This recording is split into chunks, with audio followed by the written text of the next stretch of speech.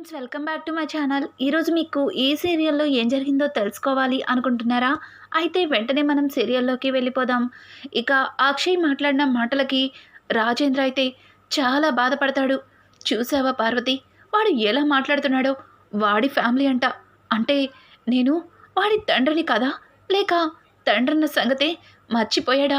అవని మీద కోపంతో వాడు ఏం మాట్లాడుతున్నాడో కూడా అర్థం కావట్లేదు అని చెప్పి ఇంకా రాజేంద్ర మాట్లాడుతుంటే ఆ మాటలన్నీ విన్న పార్వతి, ఏవండి, అవని వాణ్ణి ఎంతలా మోసం చేసిందో మనందరూ చూస్తూనే ఉన్నాం కదా. ఆ మోసాన్ని తట్టుకోలేక ఆవేశంలో వాడేం మాట్లాడుతున్నాడో కూడా వాడికి తెలియట్లేదు అని చెప్పి ఇంకా పార్వతి అయితే రాజేంద్రకి నచ్చ చెప్తూ ఉంటుంది. ఇక అక్కడే ఉన్న కమల్, అమ్మా, అసలు వదిన గురించి అన్నయ్య అంతలా మారిపోవడానికి ఒక విధంగా కారణం నువ్వే అని చెప్పి ఇక పార్వతిని అంటుంటే, పార్వతి, రేయ్, ఏం మాట్లాడుతున్నావు అని అంటుంటే, అవునమ్మా, నీకు వినడానికి కాస్త కష్టంగా ఉండొచ్చు, కానీ నేను చెప్పేది నిజం. వదిన గురించి నువ్వు లేనిపోనివన్నీ అన్నయ్య దగ్గర మాట్లాడడం వల్లే అన్నయ్య అంతలా మారిపోయాడు అని అంటుంటే, కమల్, నీకేమన్నా పిచ్చి పట్టిందా? నేనెందుకు అవని గురించి లేనిపోనివి చెప్తాను, ఉన్న విషయాల్ని మాట్లాడాను అని అంటుంటే, చాలమ్మా చాలు, ఎవరైనా కొడుకు జీవితాన్ని బాగు చేయాలి అనుకుంటారు, కానీ నువ్వు అన్నయ్యని వదిని మరింత విడదీశావు. నీ మాటలతో అన్నయ్యని ఎంతలా బాధ పెట్టావంటే చివరికి కన్న తండ్రిని కూడా ఆలోచించకుండా అన్నయ్య ఎంతలా దిగజారిపోయాడో చూసావు కదా. చివరికి ఆరాధ్య భవిష్యత్తు గురించి కూడా అన్నయ్య ఆలోచించట్లేదు. పగలు పంతాలు అంటూ దాన్ని స్కూల్లో కూడా మాన్పించేశాడు అని చెప్పి ఇక కమల్ అయితే పార్వతిని విసుక్కుని అక్కడి నుంచి వెళ్ళిపోతాడు. ఒక్కసారిగా పార్వతి ఏడుస్తూ, చూసారా అండి, వాడు అమాయకుడని, తింగరుడని, వాడి గురించి ఎంతలానో ఆలోచిస్తాను, కానీ వాడి రోజు నా గురించి ఎలా మాట్లాడుతున్నాడో చూశారు కదా అని అంటుంటే, చూడు పార్వతి, వాడు మాట్లాడిన దానికి నువ్వంతలా బాధపడుతున్నావు. మరి తను ఇష్టపడి పెళ్లి చేసుకుని ప్రేమించి ఇంటికి తీసుకొచ్చిన అమ్మాయి గురించి నువ్వు ఎన్నేసి మాటలన్నావు. తన మీద అక్షయ్కి ఎంతో నమ్మకం ఉండేది, కానీ నువ్వు మాట్లాడే మాటలకి అక్షయ్ తన భార్యనే వదులుకున్నాడు. చివరికి ఆ పసిదానికి తల్లి లేకుండా చేశావు. ఇప్పుడు కమల్ ఏదో అన్నాడని, శ్రీకర్ ఏదో అన్నాడని బాధపడుతున్నావు. ఇదంతా ఎంతవరకు కరెక్ట్? నీ పగలు పంతాల కోసం భార్యాభర్తల్ని దూరం చేసావు, ఆ పసిదానికి తల్లి లేకుండా చేసావు. ఇప్పుడు నీకు సంతోషంగా ఉందా అని చెప్పి రాజేంద్ర కూడా ఇక పార్వతిని విసుక్కుని అక్కడి నుంచి వెళ్ళిపోతాడు. పార్వతి, ఇదేంటి అంతా కలిసి నన్ను అంటున్నారు, నేనేదో తప్పు చేసినట్టు నన్ను నిలదీస్తున్నారు. అది చెయ్యవలసిందంతా చేసింది, పైగా ఇంట్లో ఈరోజు గొడవల్ని సృష్టించింది, చెప్తా దాని పని అని చెప్పి ఇక పార్వతి చాలా ఆవేశంగా వెళ్తుంటే ఇంతలో పల్లవి అయితే ఇదంతా చూసి చాలా ఆనందపడుతుంది. వెళ్ళు, నీ పెద్ద కోడల్ని ఈరోజు నిలదీసి ఈ ఊర్లోనే లేకుండా చెయ్యి అని చెప్పి ఇక పల్లవి తెగ ఆనందపడిపోతూ ఉంటుంది. ఇంకా పార్వతి అయితే అవని కోసం బయలుదేరుతుంది. ఇంకా దారిలో అయితే పార్వతికి ప్రశాంత్ అయితే కనిపిస్తాడు. ఈ కుర్రోడు ఆ రోజు ప్రణతి ప్రేమించిన వ్యక్తిలా ఉన్నాడు. అతనెందుకు చక్రధర్తో మాట్లాడుతున్నాడు అని చెప్పి ఇక పార్వతి అయితే అక్కడే ఆగిపోతుంది. ఇంకా పార్వతి అయితే చక్రధర్ అలాగే ప్రశాంత్ ఇద్దరు మాట్లాడుకున్న మాటలు విని ఒక్కసారిగా షాక్ అవుతుంది. ఇంకా చక్రధర్ అయితే, రేయ్ రాస్కేల్, నీకు ఇవ్వవలసిన దానికంటే ఎక్కువ డబ్బులే ఇస్తున్నావు, కానీ ఎందుకురా పదే కాల్ చేసి విసిగిస్తున్నావు? పైగా వెళ్ళి వాళ్ళతో నిజం చెప్పేస్తానని బెదిరిస్తున్నావు. వాళ్ళతో నిజం చెప్పిన మరుక్షణం నిన్ను వాళ్ళు ఊరికే వదిలేస్తారనుకుంటున్నావా?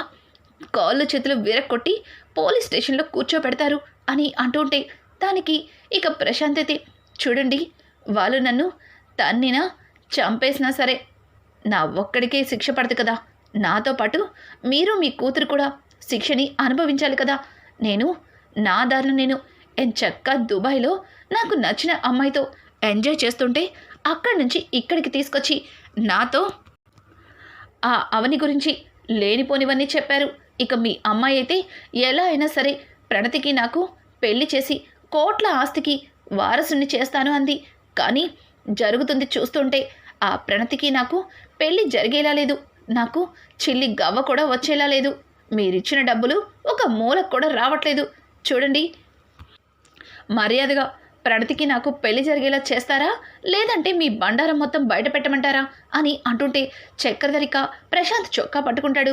రేయ్, పిచ్చి పిచ్చి నాటకాలేస్తున్నావా? నిన్ను ఆ ఇంటికి అల్లుడుగా చేసి కోట్ల ఆస్తికి వారసుని చేయాలనుకున్నాను. కానీ నువ్వు చేసే వేషాలు చూస్తుంటే నిన్నిక్కడికిక్కడే నరికి పోగులు పెట్టాలనుంది. నీకు నా గురించి సరిగా తెలీదేమో అని చెప్పి చక్రధర్ అయితే ఇక ప్రశాంత్ని 2 చెంపలు పగలకొట్టి గట్టి వార్నింగే ఇస్తాడు. ఇక ప్రశాంత్ అయితే సార్ నన్ను క్షమించండి. బెదిరిస్తే ఇంకాస్త డబ్బిస్తారని ఆశపడ్డాను. కానీ ఇట్లా తన్నులు తింటారని అనుకోలేదు. సారీ సార్, సారీ, నన్ను క్షమించండి. మీరు ఏం చెప్తే అదే చేస్తాను. కానీ మీరు ఇచ్చిన డబ్బులు అన్నీ అయిపోయాయి. నా దగ్గర ఇప్పుడు డబ్బు లేదు. అందుకే డబ్బులు ఇస్తారని ఏదో చిన్న డ్రామా ప్లే చేశాను. కానీ ఇందులో నేనే ఇరుక్కుంటానని అస్సలు అనుకోలేదు. ప్లీజ్ సార్, నాకిప్పుడు అర్జెంటుగా ఒక 5 లక్షలు కావాలి అని అంటుంటే అలారా దారికి. చూడు, ఇప్పుడు ఈ 2 లక్షలతో సరిపెట్టు. తర్వాత నీతో చాలా పనులున్నాయి. ఆ పనులైనప్పుడు అప్పుడు నీకు కావాల్సిందంతా ఇస్తాం. అయినా ప్రణతితో నీకు పెళ్లి జరిగే వరకు ఇట్లా విచ్చలవిడిగా తిరగద్దని చెప్పాను కదా అని చెప్పి చక్రధర్ అయితే ప్రశాంత్కి వార్నింగ్ ఇచ్చి ఇక డబ్బిచ్చి అక్కడి నుంచి పంపించేస్తాడు. జరిగిందంతా చూసిన పార్వతికి దిమ్మ తిరిగిపోతుంది. ఇక పార్వతి అయితే ప్రశాంత్ని ఫాలో చేసి ప్రశాంత్ని అయితే పట్టుకుంటుంది. ఇంకా ప్రశాంత్ని పట్టుకున్న పార్వతికి అక్షయ్ కూడా కనిపిస్తాడు. అక్షయ్, అమ్మా ఏంటమ్మా ఇతన్ని ఎందుకు పట్టుకున్నావు అంటుంటే, రేయ్ అక్షయ్, వీడు ఒక మోసగడ్రా. వీడిని పట్టుకుంటే కానీ మనకి అన్ని నిజాలు తెలియవు అని అంటూ ఉంటే ఇక ప్రశాంత్ వాళ్ళ నుంచి తప్పించుకొని పారిపోవడానికి ప్రయత్నిస్తాడు. ఇక అక్షయ్ అయితే ఎలా అయినా కష్టపడి ఇంకా ప్రశాంత్ని పట్టుకుంటాడు. ఇంకా ప్రశాంత్ని తీసుకుని ఇంటికైతే వెళ్తాడు. అమ్మా, ఇప్పుడైనా చెప్పమ్మా ఏం జరిగింది అని అంటుంటే ఇక పార్వతి అయితే, చూడు అక్షయ్, నేను ఏం మాట్లాడాలన్నా ఇక్కడ ప్రణతితో పాటు అవని కూడా ఉండాలి అని చెప్పడంతో ఒక్కసారిగా అక్షయ్ షాక్ అయిపోతాడు. ఏం మాట్లాడుతున్నావమ్మా? అవని ఉండాలా అని అంటుంటే, అవును, ఎన్ని రోజుల నుంచి అవని గురించి మనందరం ఏదైతే నిజం అనుకుంటున్నామో అదేది నిజం కాదని, అలాగే ఇవన్నీ చేస్తుంది ఎవరో అన్నది అవనికి కూడా తెలియాలి. అందుకే అవనిని తీసుకురా అని చెప్పడంతో ఇక అక్షయ్కి ఏమీ అర్థం కాదు. అలాగే ఇంట్లో అందరూ కూడా ప్రశాంత్ని చూసి షాక్ అయిపోతారు. ఇక రాజేంద్ర అయితే, రేయ్ మళ్ళీ ఎందుకు వచ్చావురా? నిన్ను వెతకని ప్లేస్ అంటూ లేదు. తప్పించుకొని బాగానే తిరుగుతున్నావు. నా కూతురు జీవితాన్ని నాశనం చేసి మళ్ళీ ఏం సాధించాలని ఇక్కడికి వచ్చావు అని చెప్పి ఇక రాజేంద్ర అయితే ప్రశాంత్ మీద పడుతూ ఉంటే ఇంకా అక్కడే ఉన్న పల్లవి, ఇదేంటి వీణ్ణి అత్తయ్య తీసుకొచ్చింది, అసలు ఏమై ఉంటుంది, అసలు అత్తయ్య అవని ఎందుకు తీసుకురమ్మంది అని చెప్పి పల్లవి భయపడుతూ ఉంటుంది. ఇక ఇంతలో అక్షయ్ అయితే అవనిని తీసుకుని అక్కడికి రానే వస్తాడు. అవని అలాగే ప్రణతి ఇద్దరు కూడా ప్రశాంత్ని చూసి షాక్ అవుతారు.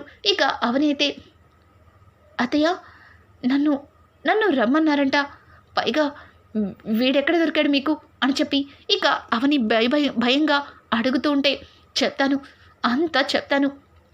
ఇన్ని రోజుల నుంచి ప్రణతి జీవితాన్ని నాశనం చేసి తప్పించుకొని తిరుగుతున్నా వీడిని పట్టుకోవడానికి నువ్వెంతగానో ప్రయత్నించావు.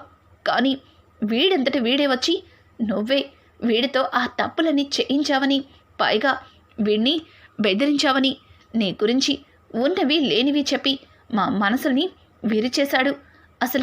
అసలు ఇదంతా మీరు అని చెప్పి ఇక అవని అంటుంటే పక్క నుంచి అక్షయ్, అమ్మా ఏంటమ్మా ఇదంతా ఎవరు చెప్పారు నీకు అని అంటుంటే, చూడు అక్షయ్, ఎన్ని రోజులు ఈ ఇంట్లో అవని గురించి లేనిపోనివన్నీ నోరిపోసి తన గురించి ఇష్టం వచ్చినట్టు మాట్లాడినా ఇదిగో ఈ పల్లవిని ఈ కుట్రలన్నీ చేసింది అని చెప్పి ఇక పార్వతి అయితే పల్లవిని ముందుకు తీసుకొచ్చి పల్లవి 2 చెంపలు పగల కొడుతుంది. అత్తయ్య ఆగండి అత్తయ్య, ఏం చేస్తున్నారు? నేను ఏ తప్పు చేయలేదు. మీరు అనవసరంగా అపోహపడుతున్నారు. ఈ అవని మిమ్మల్ని కూడా మార్చేసిందా అని అంటుంటే, నోర్మోయ్, ఇంకొక్కసారి నా పెద్ద కోడల గురించి తప్పుగా మాట్లాడావంటే చంపేస్తాను అని చెప్పి ఇక పార్వతి అయితే పల్లవి 2 చెంపలు పగలగొడుతుంది. ఇంకా మిగతా వాళ్ళకి ఏది అర్థం కాదు. ఒక విధంగా కమలైతే ఇప్పటికైనా అమ్మ వతన్ని అర్థం చేసుకుందని సంతోషిస్తాడు. ఇక శ్రేయ అయితే, అత్తయ్య, పల్లవి ఏం చేసింది అత్తయ్య, ఎందుకు పల్లవిని తప్పుపడుతున్నారు అని అంటుంటే పక్క నుంచి అక్షయ్ కూడా, అవునమ్మా, పల్లవి ఇన్ని రోజులు మనందరి సంతోషం కోసం ఎన్నో చేసింది అని అంటుంటే, లేదు, మనందరం అవనికి దూరంగా ఉండడం కోసం చాలా చేసింది.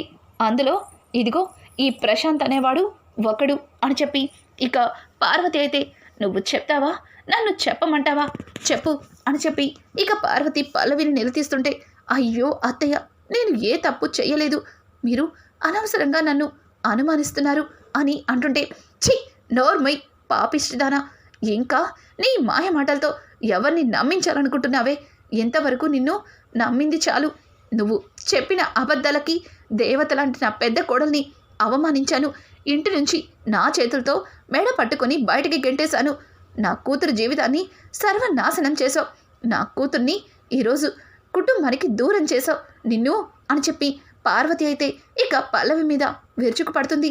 అక్షయ్, అమ్మా, ఆగమ్మా, ఏమైందమ్మా, అసలు నువ్వేం మాట్లాడుతున్నావో నాకేం అర్థం కావట్లేదు అని అంటుంటే ఇక పార్వతి అయితే జరిగిందంతా కూడా అక్షయ్కి చెప్తుంది. అక్షయ్ ఒక్కసారిగా పార్వతి చెప్పిన మాటలకి షాక్ అయిపోతాడు. ఇక కమలైతే కోపంతో విరుచుకుపడతాడు.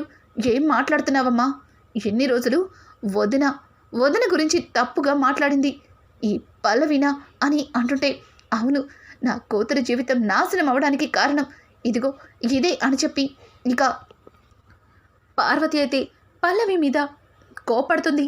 ఇక శ్రేయ అయితే, అత్తయ్య, పల్లవి గురించి మీరు చెప్పేదంతా నిజమే అయ్యుండొచ్చు, కానీ ఈ ఇంటిని ముక్కలు చేయడం కోసం ఆస్తిని తన సొంతం చేసుకోవాలనుకుంది, అలాగే మిమ్మల్ని చంపాలనుకుంది, అవన్నీ ఈ అవని చేసింది కదా అని అంటూ ఉంటే ఆ మాట విన్న పార్వతి, చూడు శ్రేయ, నువ్వు చెప్పేదంతా నిజమే అయ్యుండొచ్చు, కానీ వాటన్నింటినీ మర్చిపోయి నేను నా కొడుకు జీవితాన్ని బాగు చేయడం కోసం, తన సంతోషం కోసం అవనిని తిరిగి ఇంటికి తీసుకురమ్మన్నాను.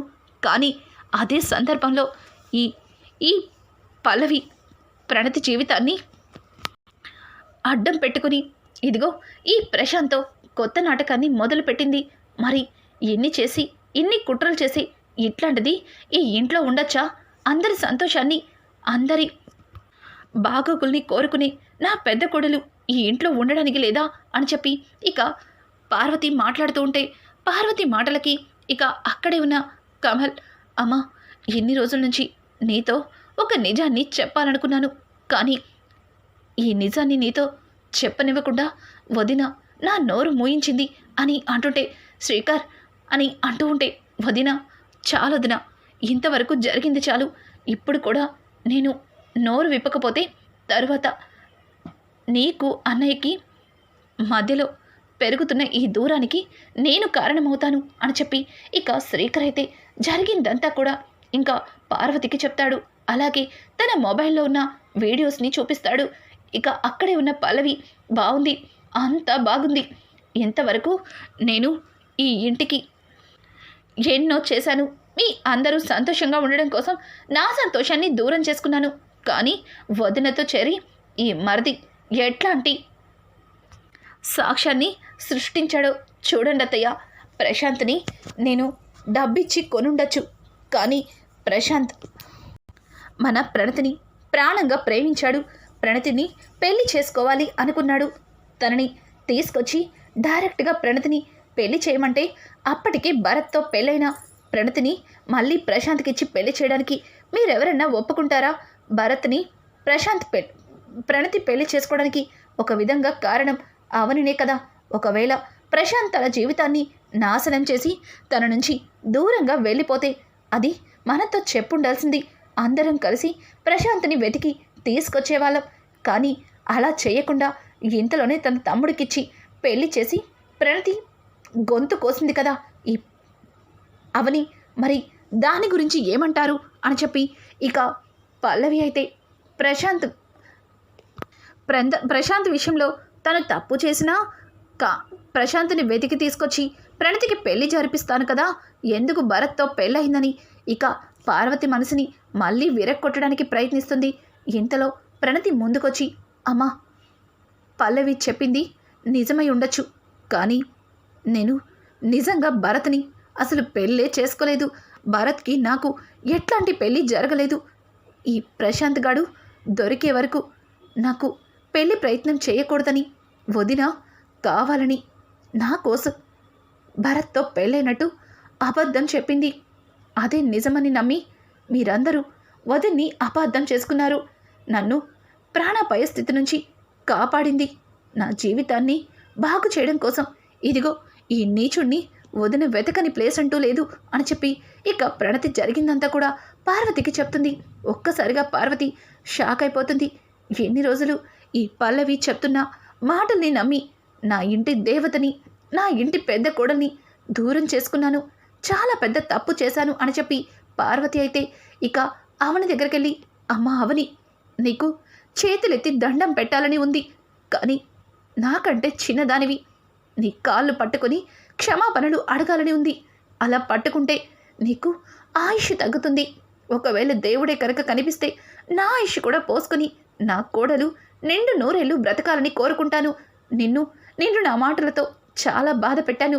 ఇదిగో ఈ పల్లవి చేసిన కుట్రల వల్ల నిన్ను ఎంతలా ఇబ్బంది పెట్టానంటే చివరికి నీ భర్తని కూడా నీకు కాకుండా చేశాను. నీ కన్న కూతుర్ని నీ దగ్గర లేకుండా చేశాను. నీకు నీ కూతురికి మధ్యలో శాశ్వతంగా దూరాన్ని పెంచాలనుకున్నాను. ఇన్ని తప్పులు చేసినా నన్ను క్షమించమని అడగాలని కూడా నా నోరు రావట్లేదని చెప్పి ఇక పార్వతి అయితే అవనిని అడుగుతూ ఉంటే, అవని, అయ్యో అత్తయ్య, మీరు నన్ను క్షమాపణలు అడగడమేంటి? మీరు నా తల్లి లాంటివారు, మీరు ఎన్నటికీ తప్పు చేయరు. ఇదంతా మీరు కావాలని చేయలేదు కదా. జరుగుతున్న సందర్భాన్ని బట్టించి మీరెలా నిర్ణయాలు తీసుకోవాల్సి వచ్చింది అని చెప్పి ఇక అవని అయితే పార్వతికి నచ్చ చెప్తుంది. రాజేంద్ర, చూసావా పార్వతి, అవని మంచితనం. నువ్వు ఎన్ని పొరపాట్లు చేసినా అవి పొరపాటులే కాదని నీకే నచ్చ చెప్తుంది. అలాగే మన ప్రణతి కోసం తను ఎంతలా కష్టపడిందో ఇప్పటికైనా అర్థం చేసుకున్నావు. అది నాకు సంతోషం. అమ్మయ్య అని చెప్పి రాజేంద్ర గుండెల మీద చెయ్యి వేసుకుని అమ్మ అనుకుంటాడు. ఇక ఇదంతా చూసిన కమల్, అమ్మా, నువ్వు ఇంకొక పనిని మర్చిపోయావు. అది కూడా పూర్తి చేస్తే ఇక ఇంతవరకు జరిగిన గందరగోళాలన్నిటికీ ఒక పులి స్టాప్ పడినట్టే అని అంటుంటే అందరూ శ్రీకర్ వైపు ఆశ్చర్యంగా చూస్తారు. ఇక కమల్ అయితే, అదే అమ్మా, ఎన్ని చేసినా ఈ మోసగత్తే ఈ ఇంట్లో ఉండొచ్చా అని అంటుంటే, లేదు, ఉండడానికి వీల్లేదు అని చెప్పి ఇక మిగతా వాళ్ళు అంటారు. ఇంకా పార్వతి అయితే, ఏయ్, నీలాంటిది ఈ ఇంట్లో ఉండడానికి వీల్లేదు. శాంతి నివాసం లాంటి ఇంటిని నరకంలా చేసేసావు. ఇంట్లో ఎవరికి సంతోషమే లేకుండా సంతోషాన్ని దూరం చేసావు. నీలాంటి ఆడది ఈ ఇంట్లో ఉండడానికి వీల్లేదు అని చెప్పి పార్వతి అయితే ఇక పల్లవి మీద విరుచుకుపడి పల్లవి మెడ పట్టుకుని బయటికి గెట్టేస్తుంటుంది. ఇంతలో పల్లవి, అత్తయ్య, నేను చెప్పేది వినండి అత్తయ్య అని చెప్పి ఇక పల్లవి ఏదో చెప్తుంటే, చాలు, ఇంకా ఏం చెప్పాలనుకుంటున్నావు? నువ్వేం చెప్పినా వినడానికి ఇక్కడ ఎవ్వరూ సిద్ధంగా లేరని ఇక కమలైతే పల్లవిని వేసుకుంటాడు. అక్కడే ఉన్న అవని, అత్తయ్య, ఆగండి అత్తయ్య అని చెప్పి అదంతా ఆపి, చూడండి అత్తయ్య, పల్లవి ఏదో తెలుసో తెలియకో తప్పు చేసింది. ఇంటి కోడలిగా తనకంటే నాకు ఈ ఇంట్లో ఎక్కువ గౌరవ మర్యాదలు ఇవ్వడం చూసి తను తట్టుకోలేకపోయింది. చిన్నతనంతో నా మీద ఈర్ష్యపడింది. కానీ తనిప్పుడు ఉత్త మనిషి కాదు. మన కన్నయ్య బిడ్డ తన కడుపులో పెరుగుతుంది. పెద్ద మనసు చేసుకుని తనని క్షమించండి.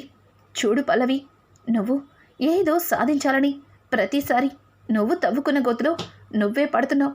చూడు, ఇప్పటికైనా జరిగినవన్నీ మర్చిపోయి అందరితో కలిసి సంతోషంగా ఎట్లా ఉండాలో దాని గురించి ఆలోచించు, అర్థమవుతుంది కదా అని చెప్పి ఇక పల్లవికి అవని అయితే గట్టి వార్నింగే ఇస్తుంది. ఇట్లాంటి లేటెస్ట్ ఎపిసోడ్స్ మీకు మరిన్ని కావాలి అనుకుంటే మా ఛానల్ని సబ్స్క్రైబ్ చేసుకోవడం మాత్రం మర్చిపోకండి. Thanks for watching. Hi friends, welcome back to my channel.